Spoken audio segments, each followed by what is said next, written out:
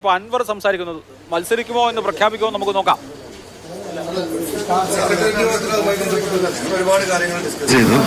നാളെ state committee കൂടി discuss ചെയ്തിട്ട് എന്താ പറയുക, ഒരു പൊതു അഭിപ്രായം. സെക്രട്ടേറിയറ്റ് എന്ന് പറയുന്ന ആകെ 18 മെമ്പർമാരേ ഉള്ളൂ. സ്റ്റേറ്റ് കമ്മിറ്റി 113 പേരുണ്ട്. ആ കമ്മിറ്റിയും കൂടിയതിന് ശേഷം ഒരു ഇലക്ഷൻ എന്ന നിലക്ക് കുറച്ച് വിപുലമായ ഡിസ്കഷൻ നടത്തേണ്ടതാണ്. ആ നിലക്കുള്ള ഡിസ്കഷൻ കഴിഞ്ഞിട്ടുള്ള തീരുമാനം. സ്ഥാനാർത്ഥിയെ അംഗീകരിച്ചാൽ യുഡിഎഫ് പ്രവേശനം എളുപ്പമാകുമെന്നാണ് എല്ലാ നേതാക്കളും പരാമർശം തിരുത്തണമെന്നുള്ളത്. അല്ല, ഞാനിപ്പോൾ റോട്ടിൽ കൂടെ പോകണമെന്ന് ഇങ്ങനെ സ്ഥാനാർത്ഥിൻ്റെ കാര്യങ്ങൾ തിരുത്തേണ്ട കാര്യമില്ലല്ലോ. നമ്മളതിൻ്റെ പാർട്ടാകുമ്പോഴാണല്ലോ നമ്മുടെ അടുത്ത് നീ വീഴ്ച വന്നിട്ടുണ്ടെങ്കിൽ തിരുത്തേണ്ടത്. ആര്യൻ ഷൗക്കത്തിനെ പിന്തുണച്ചു കഴിഞ്ഞാൽ കൂടെ നിൽക്കാമെന്നാണ്. അല്ല, ആര്യടൻ ഷൗക്കത്ത് എന്നല്ല, UDF നിർത്തുന്ന ഏത് സ്ഥാനാർത്ഥിയെയും പിന്തുണക്കാമെന്ന് 1000 വട്ടം പറഞ്ഞല്ലേ. പിന്നെ ഇതിലെന്താ കൺഫ്യൂഷൻ? അങ്ങനെ ഒരു കൺഫ്യൂഷൻ ഉണ്ടെന്നുള്ളൊരു നരേഷൻ ഉണ്ടാക്കിക്കൊണ്ടിരില്ലേ ചില UDFന്റെ നേതാക്കന്മാർ. ആര്യൻ ഷൗക്കത്തിനെ അംഗീകരിക്കൂല എന്ന നരേഷൻ ആരാ ഉണ്ടാക്കിയത്? അവരുണ്ടാക്കിയതല്ലേ.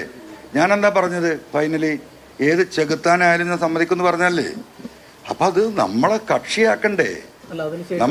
നമ്മളെ ഘടക കക്ഷിയാക്കുകയാണെങ്കിൽ മാത്രമേ ഇനി സംസാരമുള്ളൂ. ഒറ്റ മിനിറ്റ്.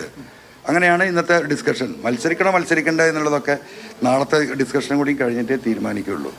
അപ്പോൾ അവരെ വിശ്വസിക്കാൻ പറ്റില്ല. അതിന് ചില ആളുകൾക്ക് അതിൽ വളരെ ദുഷ്ടമായ ചിന്തകളുണ്ട് എന്ന് നമുക്ക് വളരെ കൃത്യമായി ഈ കഴിഞ്ഞ 4-5 മാസത്തിൽ ബോധ്യപ്പെട്ടിട്ടുണ്ട്. അതുകൊണ്ട് ഇനിയൊരു അബദ്ധത്തിൽ പോയി ചാടരുത് എന്നതാണ് മൊത്തത്തിലുണ്ടായ ഇന്നത്തെ സെക്രട്ടേറിയറ്റിൻ്റെ ഒരു പൊതു ആലോചന. പിന്നെ മത്സരിക്കണ്ടേ എന്നുള്ളതൊക്കെ എന്താ പറയുക, നാളത്തെ സ്റ്റേറ്റ് കമ്മിറ്റിയും കൂടി കഴിഞ്ഞതിന് ശേഷം ഞങ്ങൾ തീരുമാനിക്കുള്ളൂ. ഞാൻ മലയാളമാണ് പറഞ്ഞത്. ഉത്തരവാദിത്തം ഏറ്റെടുത്ത ചില ആളുകളിൽ അവിശ്വാസ്യത അനുഭവപ്പെട്ടിട്ടുണ്ട്. അപ്പം ഇനിയും അങ്ങനെ ഒരു കൂട്ടായ ഉത്തരവാദിത്തത്തോടു കൂടി കാര്യങ്ങൾ UDF ലീഡർഷിപ്പ് ഏൽക്കുകയാണെങ്കിൽ മാത്രം, അതും പബ്ലിക്കായി പറഞ്ഞുകൊണ്ട്, മനസ്സിലായോ? നമ്മളൊരു കാര്യം തീരുമാനിച്ചു കഴിഞ്ഞാൽ രാഷ്ട്രീയം എന്ന് പറഞ്ഞാൽ പൊതുവാണല്ലോ, ജനങ്ങളോട് പറയണമല്ലോ. ഒളിച്ചിരുന്നിട്ടുള്ള ഒരു ഡിസ്കഷനും ഞങ്ങൾ തയ്യാറല്ല.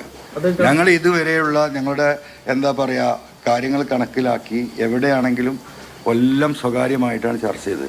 ആ സ്വകാര്യമായി ചർച്ച ചെയ്തൊക്കെ ഒരു വിശ്വാസ്യതയുടെ അടിസ്ഥാനത്തിൽ. ആ വിശ്വാസ്യത ഇപ്പം ഞങ്ങൾക്ക് നഷ്ടപ്പെട്ടു, ചർച്ച ചെയ്ത വ്യക്തിയുമായി, ഉത്തരവാദിത്തപ്പെട്ട വ്യക്തിയുമായി. അതുകൊണ്ട് ഇനി ഞങ്ങൾ എന്ത് ഡിസ്കസ് ചെയ്യണമെങ്കിലും അത് പൊതുവായിട്ട് പൊതുസമൂഹം കൂടി അറിഞ്ഞിട്ടുള്ള ഡിസ്കഷനെ ഞങ്ങളുള്ളൂ.